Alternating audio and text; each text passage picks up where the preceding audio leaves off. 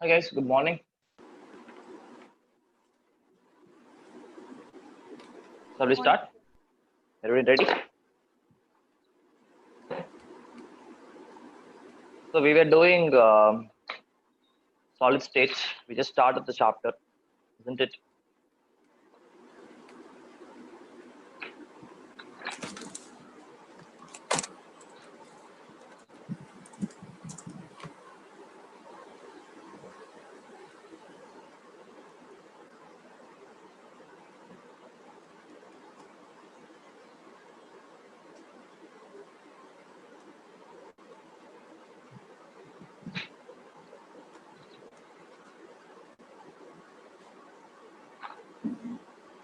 So fine. I think last class we stopped with what is your lattice, space lattice, right? And then I think I told you what do you mean by a unit cell, right? Okay, so we'll just have a very quick recap of whatever we saw last class and then we'll move on, right? So if you can remember, right, I told you that if I take a chunk of a solid, right, say this is a chunk of the solid, right? So we know what we did here, right? We just drew horizontal and vertical lines all over this, right?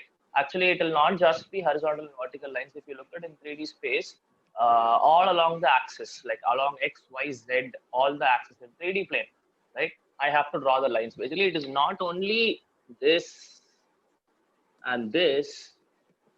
It is also going to be lines going and inside, like coming and going inside of the plane, right? That also will be there. Okay. So I told you this entire arrangement is what is called as your space lattice. Like this entire arrangement is what is called as your lattice, space lattice. The space lattice talks about the overall structure of the molecule, the overall crystalline structure of the molecule. And as I already told you, you have two types of solids.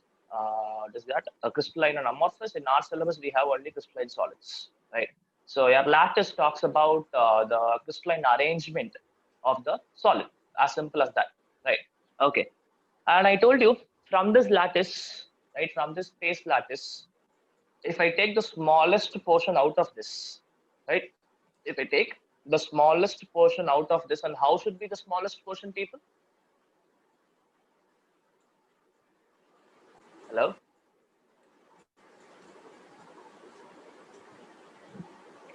Guys? Guys, are you able to hear me? Yes, sir. Can you repeat the question again? So what I asked is from the lattice, right? I'm going to take a smallest unit, right? And I told you it is going to be called as unit cell. So the smallest unit should be in what way? Like what should be the concept? What should be the condition?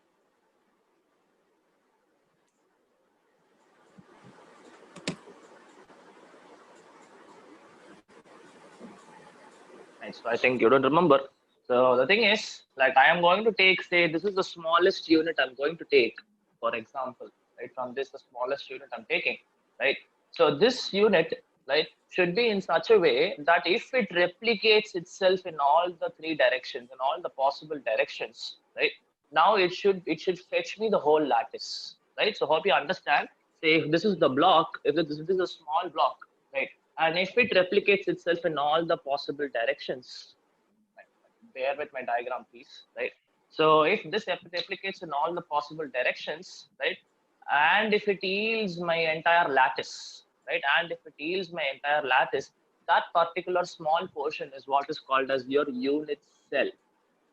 I think this was all last class, isn't it? Right? The smallest portion, which when taken from the lattice and repeat itself in all the possible directions, yields the entire lattice, is what is called as your unit cell. Right? Okay. Fine. So again, after this, we have something called as crystal systems. Right? We have something called as crystal systems. So it is. I cannot regard them as unit cells as such. I would say crystal systems are going to be different kinds of arrangements I can have. I can even call it as unit cell actually, right? So anyway, unit cell and crystal systems are almost same, but there are little subtle differences. You will be seeing what are all these subtle differences when I move on to this. Okay, fine. So when I say crystal systems, right? When I say crystal systems, right, I would say these are the different kinds of lattice arrangement I can have. That's the better way to put it, right? Crystal system generally talks about the different types of lattices I can have. Okay, so I'm going to have 7 different types of crystal systems, right? I am going to have 7 different types of crystal systems, and I told you how are they going to emerge out, right? I told you that there will be 6 parameters for you to look at, right? Can you tell me what were all the 6 parameters we have to look at? I think we saw that last class. Based on what will I be able to get all the crystal systems out?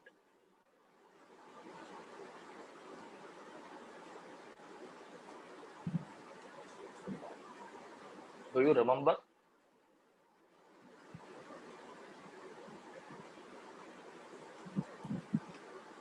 Hello.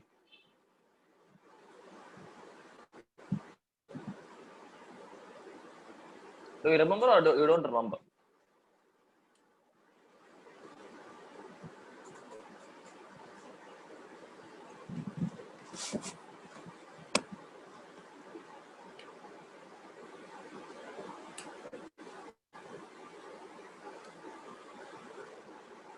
You can say yes or no, and I can continue.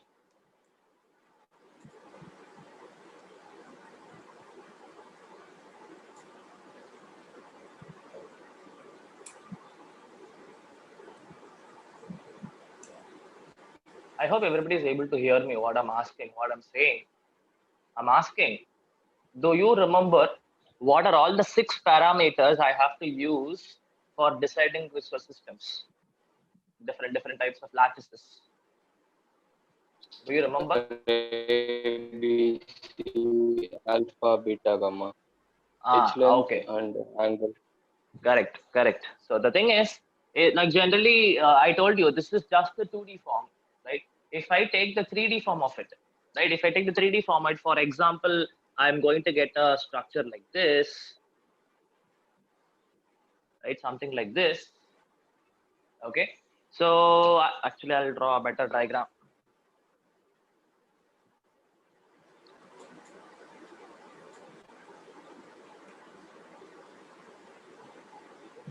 Okay. Fine. So if I take this, this looks like a cube, but it might or might not be cube depending on what these parameters which you're talking about, right? So I told you that there are going to be 6 parameters, like, and out of these 6 parameters, 3 are going to be lengths and 3 are going to be angles. Okay. So obviously the edge lengths is what I'm going to talk about. So this, and this, right, is what I'm going to talk about. Say I can call it as A, B, and C, the lengths, right? And the angle between them. Say the angle between this and this is alpha, angle between this and this is beta, angle between this and this is gamma, right? So based on this 6 parameters, I will be able to get 7 crystal systems out, right? One of them is very easy. If at all I have alpha is equal to beta, A is equal to B is equal to C. That means all the edge lengths are same, right? And if your alpha is equal to gamma is equal to beta, and all of them are equal to 90 degrees, I obviously know it is going to be a cube, isn't it? So based on this, based on this 6 parameters, we'll see what are all the crystal systems I will be able to get out, right? So we'll start. Questions might or might not come from this, right? From whatever I'm telling, but still you have, like, if you can remember all the conditions for each and every type of crystal system, it is actually going to be useful. But I have seen very rarely questions coming from these particular concept. Okay. So anyways, we'll see it.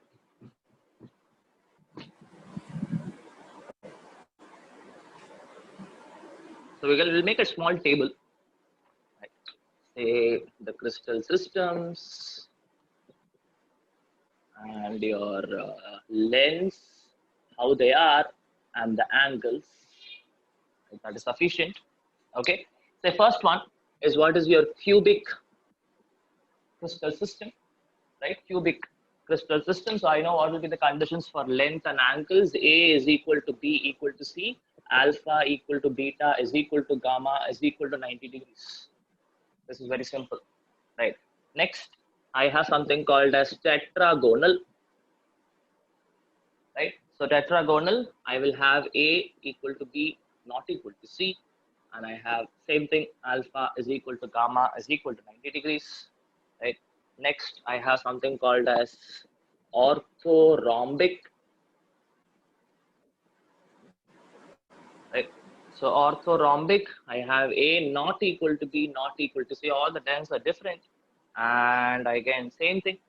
Alpha equal to gamma equal to 90, I mean is equal to beta is equal to gamma is equal to 90 degrees. And then you have monoclinic.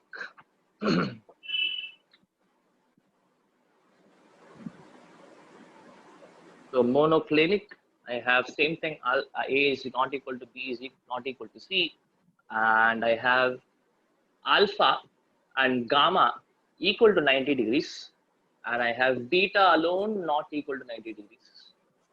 Okay, next I have triclinic. In triclinic, same thing, and I have none of them are equal. Alpha not equal to, sorry, alpha not equal to beta not equal to gamma not equal to 90 degrees. None of them are equal. Then next is hexagonal, right? Hexagonal, again A not equal to B not equal to C, and alpha is equal to beta is equal to 90 degree, but gamma alone is equal to 120 degrees. And there is last one, that is your rhombohedron. Rhombohedral, it's A equal to B equal to C, and alpha is equal to beta is equal to gamma, but it is not equal to 90 degrees. So, yeah, so I told you there'll be 7. 1, 2, 3, 4, 5, 6, 7. There are 7 crystal systems, right? And 7 crystal systems. You can see how am I able to get them out based on how these lengths and your angle values are, right? So it is not, I would say, you don't have to stress your head by making like mugging it up, right? 99% of times you will not be getting questions from this, but still, if question comes, even if it is going to come, it is going to come in 1 mark. So they will tell that they'll give you the condition basically: A equal to B not equal to C, and alpha is equal to beta is equal to gamma is equal to 90 degrees. What will be the crystal system? So it might come in 1 mark, right? But very rarely, very rarely. Okay. Now, in our syllabus, right? In our syllabus, we don't have all the 7 crystal systems. We just have only cubic, right? We just have only the cubic crystal systems, right? In this cubic crystal systems, I have again three different types. Okay. So 3 different types of what are going to be called as your unit cells. Okay, fine.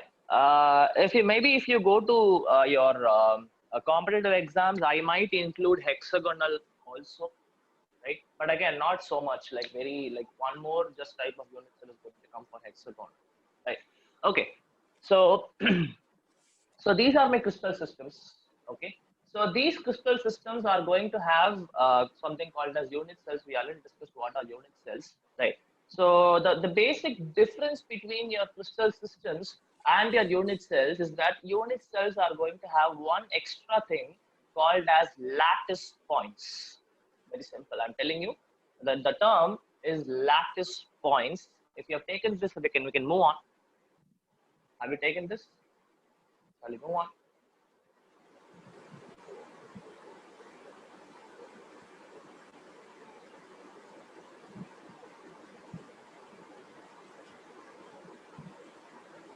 Right.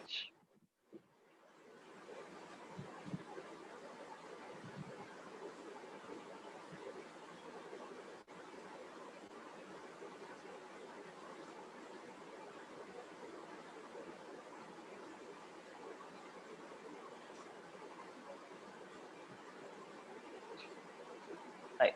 So I told you we have only cubic crystal system we have in our syllabus. But under this, I have 3 different types. Okay. So I told you that the only difference between crystal systems and the unit cell is this term lattice points. Right. So what do you mean by lattice points? Right. So we'll take a definition if you want, right? So lattice points are actually the points where an atom, right, or a group of atom exists. As simple as that, right? Lattice point is the point where an atom, it can be one atom, right, or it can be a group of atoms, right, in whichever points in the unit cell, right, in whichever points you see that there are atoms or group of atoms present, all these points are going to be called as lattice points. Okay, so your crystal systems doesn't have lattice points, but your unit cells have lattice point. Okay, fine. So if I look at it in a diagrammatic form, you'll be able to understand better, right? So in cubic, right, in your cubic crystal system, I told you can have three different things, right? So one is what is called as your simple cubic, right? And another one is what is called as your body-centered cubic, or it is also called as BCC, right? And I have something called as face-centered cubic, and this can be in short form called as FCC. Okay, so all these three are your unit cells, and this particular thing is my crystal system. Okay, so in your cubic crystal system, I have three different unit cells, right? One is simple cubic, body-centered cubic, and face-centered cubic. Okay, so we'll see one by one what is this. So generally, we know what is a cube, we know how a cube looks, we know what are all the conditions. Like we just have to look at the lattice points. Where exactly can the atoms or molecules or a group of atoms or molecules can be present in that particular unit cell? Is that what we are going to see, right? Okay, so we'll move on. We'll see what is simple cubic first, then body centered, then your face centered.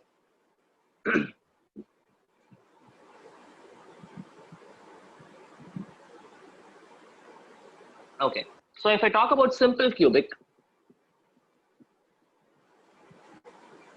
if I talk about simple cubic, again, but first we'll draw a cube first. Again, please bear with me. This might not be a perfect cube, right? Okay, so I know that I have 8 vertexes, right? I have 8 edge points, right? All the corners I'm speaking about. Say this is 1, 2, 3, 4, 5, 6, 7, 8. I have 8, isn't it? So in all these vertexes, right? In all these edge points, right? You have a lattice point, right? So basically, what I'm trying to tell you is, here I have a lattice point, here I have a lattice point, here, here, here, here, here, and here, right? Anything else I missed? No, right? So in all the corners, right, in all the vertexes, I have one lattice point, right? In all the corners, or say in all the vertexes, I have one lattice point. This is how simple it is. Okay, at all the corners, I have one lattice point. So please understand that if I say lattice point, generally people will confuse saying that there'll be only one atom in that, right? It can be one atom in that, it can be even a fraction of atom. Actually, you can change the definition for lattice point. It can be atoms or group of atoms, or it can even be a fraction of an atom, right? So how can we have fraction of an atom, right? So it is very simple. Please understand that this particular point here, for any particular point in this, any point in this, right? Say it is not like in this. This is the smallest unit. And please remember, this is the smallest unit from the lattice which we got, right? So I would have so many millions and millions of units still, like say, have basically near this, right? Making it up the entire space lattice. So this particular point will be shared between so many other unit cells, right? Each and every point here, right, will be actually shared with so many other unit cells. Hope you understand how, right? There'll be so many like this, right? So each and every point in this, each and every lattice point in this particular unit cell will actually be that particular point is shared between so many other unit cells. Okay, so it can be a fraction of an atom also. Okay, so we'll see how is it fraction of an atom and all that in a very short time, but I'm just introducing you to the concepts. Okay, so when I talk about body centered cubic, BCC unit cell, Okay, so this is how it is going to look, right?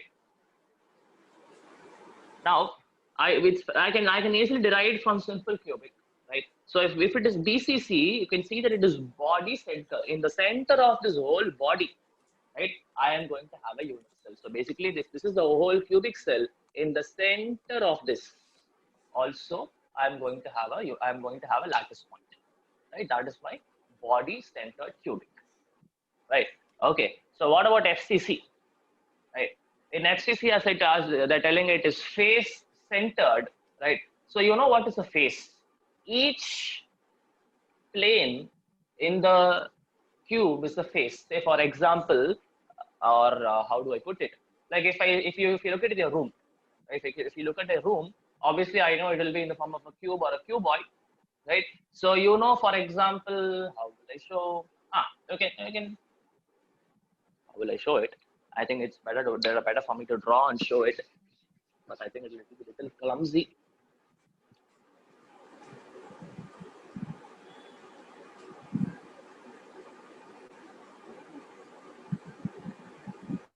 Okay. So again, you will have a see, please understand that in simple cubic, BCC as well as FCC, all the corners are having lattice point. Even in BCC, if there is a lattice point in center of the cube, that is understood. Other than that, all the other lattice points still exist. Like all the corners still have the lattice points. Okay, fine. So here also all the corners will have lattice points, no doubt about it. Right? There's no doubt about it, right? But in each and every face in the sense, each side of the cube, say I would say this is one side of the cube, this is another side of the cube, this is another side of the cube, right? In center of each of these faces, right? If I take one of the face, say for example, this is one of the face, right? And obviously I'm going to have a lattice point at the center of this face, right? If I take any one of these sides and just look at here, right? At the center of this, I'm going to have a lattice point. Okay, right? So I hope you understood what is simple cubic, what is body centered, and what is face centered, right? So simple cubic will have lattice point only at the corners, right? Body centered, I'm going to have at the corners as well as at the center of the cube, right? And in your face centered, I'm going to have the lattice point at all the corners as well as at the center of each face, not only one face. I'm going to have 6 faces, please understand. Right? I'm going to have 6 faces. How 6 faces? Say for example, I am in this room, you can understand that there'll be one face here, like one face here, and one face at the back, one face at the top, one face here, one face here, that is that side. And again, behind the board, I'll have one more face. 6 faces. Right? So 1, 2, 3, 4, 5, 6. 6 faces at the center of each face, I'm going to have a lattice point. It is understood, right? Okay, fine. So we'll move on. What are all going to be different in this, right? I told you definitely each and every unit cell are going to have a definite number of atoms for them. So definitely the number of atoms per unit cell, right? The number of atoms per unit cell will be different, right? And obviously there'll be something called as packing efficiency. Packing efficiency in the sense how, like say how tightly that particular unit cell is packed, right? So that can be different, right? So density of the unit cell can be different. So many things can be different for all of these. You see one by one. What are these? Right?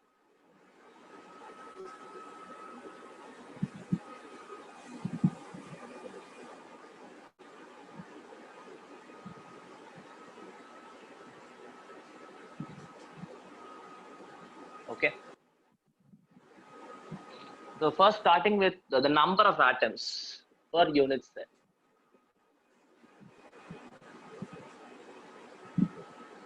Number of atoms per unit cell. How many atoms are? So what about H center? Will it come here? H center is there, Kanna, but you don't have it in your syllabus, right? So H center is very different, like very easy. I can tell you what it is, right? So in H center,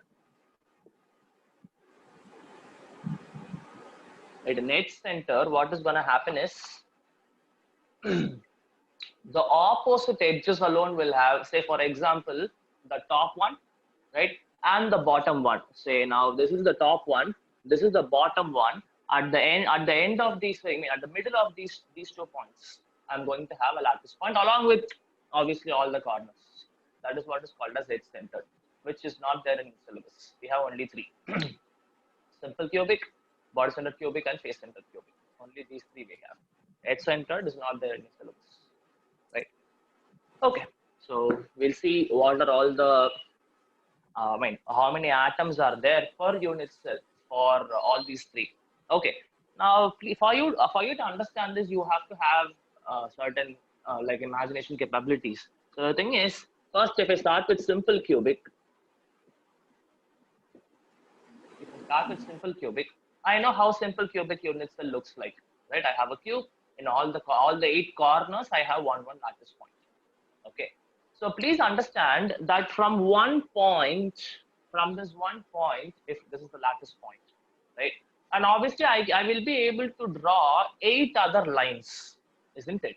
8 other lines. Or in other words, from this point, or I would say in a better way, this point can be shared between 8 other unit cells. I guess I told you, this is not only, you are seeing only one unit cell, but there'll be so many numbers of unit cells arranged together to form the entire lattice, right? So I would say each and every lattice point in the cubic unit cell is shared among 8 other unit cells which are surrounding it. Are you able to understand, right? That each and every lattice point is shared by 8 other unit cells in that part, like in that arrangement. Okay, so if that's the case, right? If that's the case, I know the contribution of one lattice point. Contribution of one lattice point to that particular unit cell. Can I say it is 1 by 8 only? Right? The contribution of that particular lattice point to that particular unit cell, right, will be 1 by 8 because that particular lattice point is shared between 8 other unit cells, isn't it? So the contribution to that particular unit cell will be 1 by 8, right? And obviously, if I have to find what will be the total contribution of all the lattice points, I just have to multiply this particular value, that is 1 by 8, with the total number of lattice points I have in that particular unit cells. Right? How many lattice points I have? I know I have 8 corners, and all the 8 corners I have lattice points. So the total number of atoms would be 1 by 8, which is the contribution of each and every lattice point to that particular unit cell. And I have 8 such lattice points. So into 8, which is 1. Okay. So please understand this. Each and every unit cell, each and every simple cubic unit cell will have 1 atom per unit cell. Please, I'm talking about number of atoms per unit cell. For simple cubic, the number of atoms per unit cell is 1. And you have to remember this. Like they'll not directly ask you this question, how many atoms are there per unit cell, but you will be using them in the problems. Okay, you will be using them in the problems. Right? So number of atoms per unit cell for simple cubic is 1. Right? Okay, moving on. We'll go to say body centered. Right? So for body centered, you have lattice point at 2 different places. Right? Lattice point at 2 different places. So the lattice points which are there at the corners, I'm going to have exactly the same thing as in the case of simple cubic. Right? So for the corner lattice points,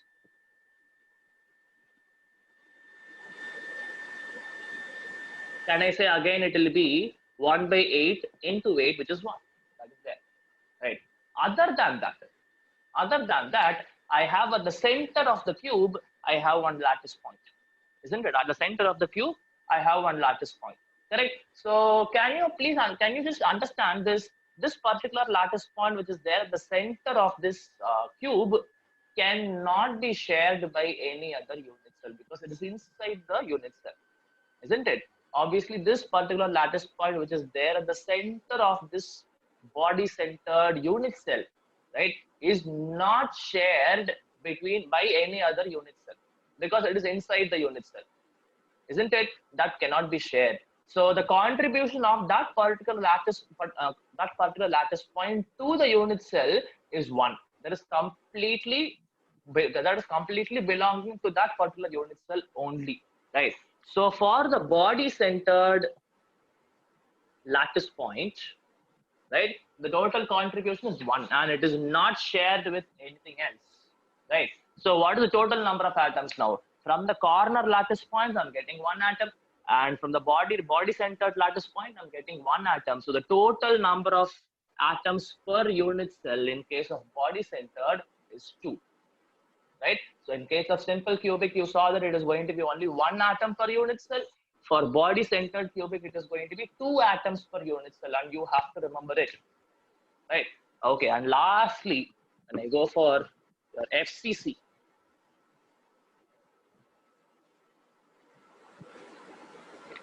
I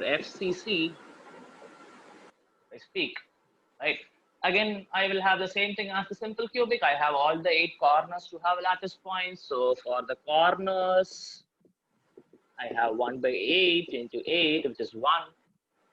8 lattice points, and the contribution is 1 by 8 for each of them. So totally 1 atom per unit cell from the corners, right? Okay, now talking about the face, I know what you mean by face centered. I have 6 faces, right? And at the center of each of these faces, I have a lattice point, right? And you can easily understand that, say, you can even take your classrooms, for example, everything is a cube, isn't it? So, for example, like any face you take, say, for example, the face in which your board is there, right? The face in which your board is there, that particular face, can I say it will be shared with another classroom like this? The next classroom will be sharing the one of the faces like this, isn't it? So what do you understand from that? One particular face, right? One particular face is shared by 2 other unit cells, in 2 unit cells basically. The unit cell which I'm talking about, and the next unit cell. Are you able to understand what I'm telling? Right? Each face, for example, if this is the face, whatever I'm pointing out, there will be one face here. If that is the face, I have another room next to that, right? So obviously, what do you understand from this? One face is shared between two unit cells, correct?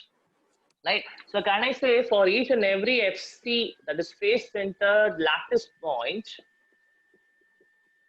what will be the contribution? The contribution would be 1 by 2. The contribution would be 1 by 2, right? And obviously, I know how many faces I have. I have 6 faces, right? So I would say the total number of atoms per unit cell for FCC, right, will be for each and every lattice point, the contribution is only 1 by 2, not fully, right? And how many faces I have? I have 6 faces, so I have to multiply this by 6. So you'll get the answer to be 3, right? Oh, sorry. This is not total number. This is for FCC's number of atoms. Like in the face-centered number of atoms, face-centered lattice points, right? Now, if I speak about total number of atoms per unit cell, right? Now that would be equal to, there is going to be, from the corners, I'm going to have 1 atom per unit cell, and from the face centers as lattice point, I have 3 atoms per unit cell. So totally, you are going to have 4 atoms per unit cell in your FCC, right? So please, you have to remember this. If not, you will not be able to do problems, very simple problems you will not be able to do if you don't remember this, okay? So for simple cubic, right, I have the number of atoms per unit cell to be 1. For body centered, the number of atoms per unit cell is 2. How? The contribution from 1 by 8 into 8 corners, and 1 by 8 is the contribution, plus the body center, it is not shared with any of the unit cell, it is exclusively for that particular unit cell. The contribution is completely 1, totally making the number of atoms per unit cell as 2, right? Going to face centered cubic, again I still have the corners, so 1 by 8 into 8 is 1, right? And I told you each phase is shared between 2 other unit cells, right? So obviously the lattice point is also shared by two unit cells, correct? So the contribution of that lattice point to that unit cell is 1 by 2, right? And I know how many such faces I have. I have 6 faces. So from the face centers itself, I will be getting 3 atoms per unit cell. So totally, I will have 4 atoms per unit cell for FCC. Okay, so 1, 2, and 4. For simple cubic, BCC and FCC, right? Okay, moving on. Okay, right. Now this is one point of difference between them. Now I can even go for calculation of their packing efficiency. So we'll see how is it done. But please understand that whatever I'm going to see, I'm going to have some derivations, which I'm not going to teach you because it is not important, because it is not going to come, and it is very little tough to understand. Tough to understand a bit. It is basically, it is very tough for me to explain on 2D plane, right? So if you're interested, right, you can actually watch some YouTube videos and understanding how exactly the derivation is done. Okay, fine. So we are gonna calculate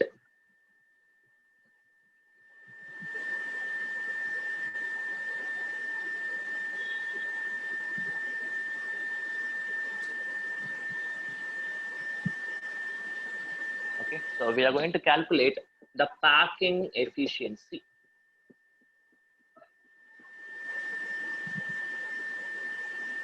Okay, fine. So for this, what we are going to do, right? 1 second. Mummy.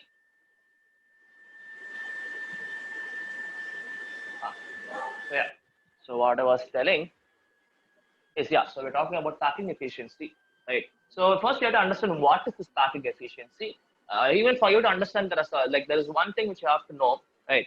So what I'm going to do is that I'm going to place equally sized spheres, right? I'm going to take equally sized spheres or equal volume spheres, right? So I'm going to place them inside the unit cells. I'm going to place them inside the unit cells. Say for example, if it is going to be simple cubic,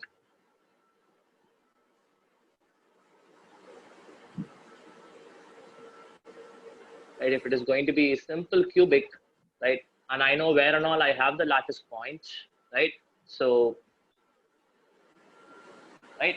So what I'm going to do is, right, I'm going to place one sphere like this and another sphere like this. I mean, it should not be going inside. It should be two spheres like that. Okay. So obviously, these spheres are going to have some radius of r, right? And I know obviously what will be the edge length. Edge length, say we'll keep it as a for the cube, right?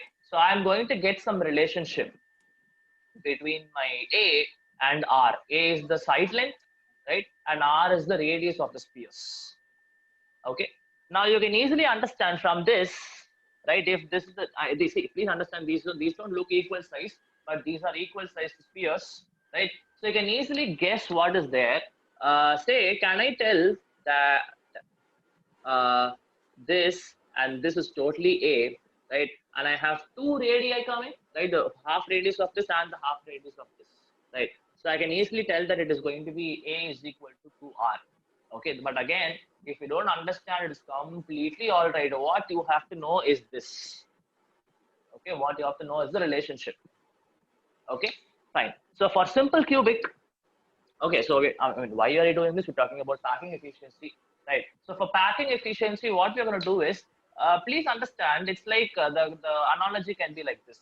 You are trying to fill, you are trying to fill this entire room with tennis balls, right? You are trying to fill this entire room with tennis balls, right? So obviously, what will happen? Even how much ever you try to do, how much ever I try to do, there will definitely be some empty spaces present, isn't it? There'll definitely be some empty spaces present. So we are actually calculating in the whole volume, what is the actual volume occupied by the spheres or say by the balls, tennis balls. Okay, in this whole room or in the whole volume, how much of this volume is occupied by the spheres is what is my packing efficiency, right? So very easily I can tell you packing efficiency is equal to the volume of spheres, how many ever spheres you, I mean, how many ever spheres you can put, right? Divided by the total volume of the unit cell, right? And obviously, this total volume of the unit cell is not going to change. I know it is going to be just the volume of the cube, which is just going to be equal to a cube, volume of a cube, side length into side length, cube of the side length, right? So that is going to vary, right? I know volume of one sphere is 4 by 3 pi r cube, isn't it? I know volume of one sphere is basically going to be 4 by 3 pi r cube, right? So obviously what I'm going to do is I am going to derive a relationship, right? I am going to derive a relationship between A and R, right? I'm going to derive a relationship between A and R, and obviously I will substitute R in terms of A here. I'll substitute R in terms of A in the numerator. So what will happen? R cube, I mean A cube and A cube will get cancelled. So what will you get here is a simple number, right? What will you get here is a simple number. Really sorry, I have to multiply this by 100 also because we're talking in terms of percentage. Okay. So again, I'll tell you what I'm going to do. I am going to derive relationships between your R and A, just like how I did here. For this is for simple cubic, right? This is for simple cubic, right? So I can see that the number of spheres is 2. The number of spheres is 2, right? So I can easily calculate what will be the packing efficiency if I know what is the relationship, because R and R will get cancelled. All the others are constants here, right? So you will be able to get what will be the packing efficiency. Okay, right? So we'll move on. So this is what I want to tell you. This is how we are going to do it. So, but how many spheres I'm placing? What is the relationship? I mean, what is the derivation for me to get this relationship? You don't have to worry about it. Okay, so we'll move on.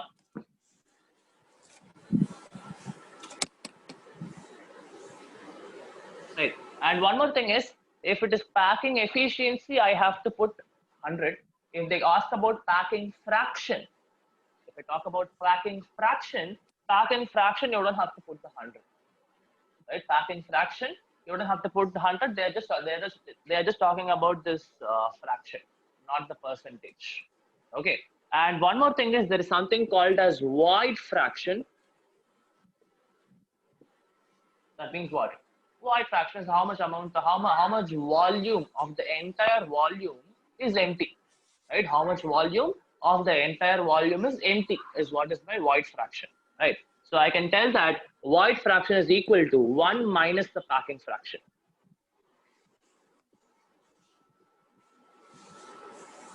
Right? Void fraction is equal to 1 minus the packing fraction. Okay, so this also we can know, right? Okay. This is what I want to say. Right. So starting with your simple cubic, first we'll just look at the relationship between A and R that we'll see, and obviously I'll tell you the packing efficiency also along with that.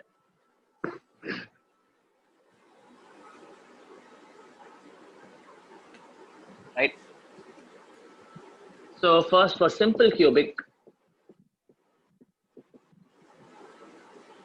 Right, for simple cubic, the relationship is A is equal to 2R. You have to remember this. Again, this can be directly used in the problems. You have to remember the relationships. A is equal to 2R, where R is the radius of the sphere and A is the edge length. Right, and the packing efficiency, I'll call it as PE.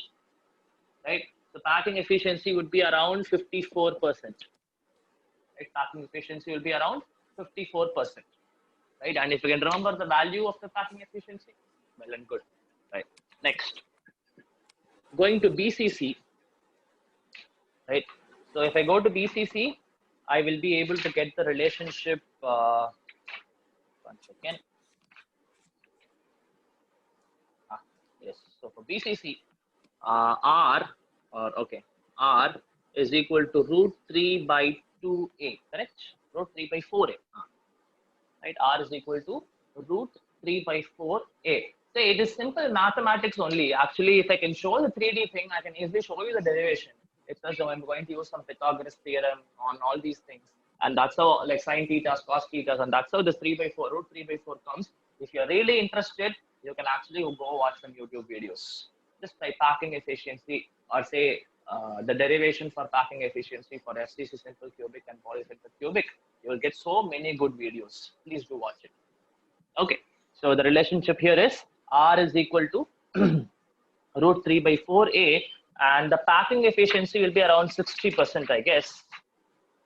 Yes, it is going to be around, 1 second, give you the exact value.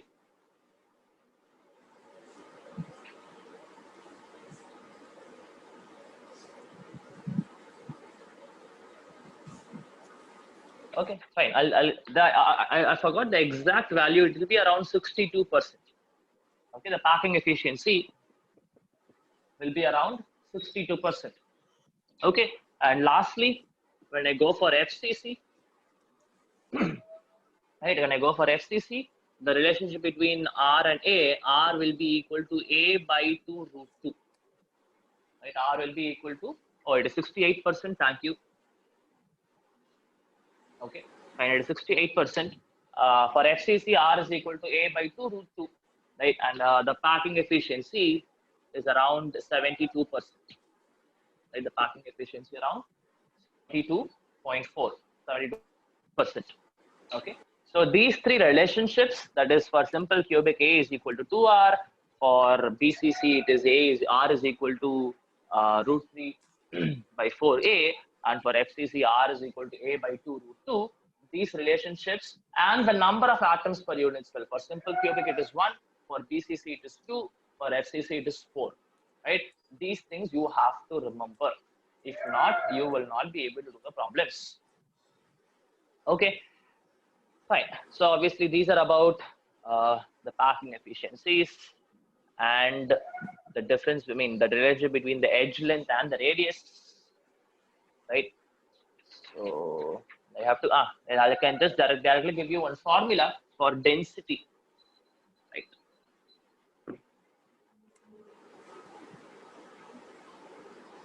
So there's a formula to find the density of unit cell.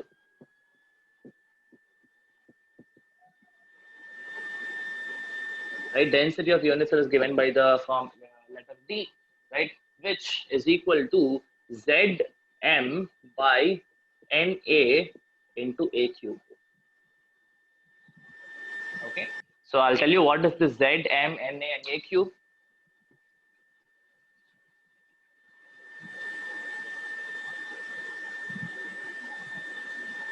So actually, it's very easy to understand how is it how this formula came, right? So what is density? Density is equal to mass by volume, isn't it? Density is equal to mass by volume. So total mass by total volume. Obviously, I know I'm talking about 1 mole of unit cells, right? So 1 mole of unit cells will have Avogadro number. Na talks about the Avogadro number 6.023 into 10 to the power 23, right? So Avogadro number of atoms, that into the total volume. I know A cube is total volume. So this is the total volume, and M is the molecular mass of the particular substance, whatever we are speaking about, right? M is the molecular mass, and Z talks about number of atoms per unit cell. Number of atoms per unit cell. So I told you have to remember this. They will not be, they'll be giving you. So there is cesium chloride in FCC lattice. Calculate the density of the unit cell. Obviously, they have to give you R and A, either of that, right? So they may not give you directly A values. That is the edge length. They might not give you directly. They will give you the radius. So what you have to do? You should know for FCC lattice, R is equal to A by 2 root 2, right? So from the R value, you have to calculate the A value, right? And Z value, you know, for FCC is 4, that is number of atoms per unit cell is 4, and that is how these questions are asked. Okay, so I told you it is very important for us to remember the number of atoms per unit cell and the relationship between the edge length and the radius. That is A and R, the relationship for all the three of them. You have to remember, or else you will not be able to do the problems. Okay, so fine. So Z talks about number of atoms per unit cell. M is the molar mass, right? And Na is my Avogadro number, 6.023 into 10 to the power 23. And A is the edge length of the unit cell. Okay, so this is again a very important formula. Problems might come, but the only disadvantage with this kind of problem is this will involve a lot of calculations, because you know you have to calculate A cube and you have to multiply and then divide this whole thing. So this kind of problems might take some time, right? But they will eventually be asked, right? So, but hopefully for like we just pray that your edge length values will be little easier to calculate. A cube is little easier to calculate. Other calculations can be little easy. Okay, so I think that's it for today, people. Like we are just left with We have to do a little kind of problems, right? And then we have to see there's another way of packing, right? We are going to see the 3D structures of packing, how we are going to pack, different ways of packing, right? And we are going to look at how many types of voids. We talked about voids, isn't it? We talked about the empty spaces, right? So these empty spaces, if I follow a particular pattern, right, I will be able to get two types of voids. One what is called as your tetrahedral voids, and the other one is what is called as octahedral voids, right? So how many octahedral voids will be there per unit cell? How many tetrahedral voids will be there per unit cell? Problems based on that, right? And that's it. The problem. I think next class or something, I'll be able to end this chapter. I'll be able to complete this chapter. Okay. So today, in front of today's class, did you have any doubts, people? Is everything okay? No doubt, sir. Okay, fine. Till then, you can go. You can go enjoy your breaks and then go attend your school classes. Right. So fine. Thank you, guys. We'll meet again. Thank you, sir. Thank you, sir. You. Thank you, sir. You.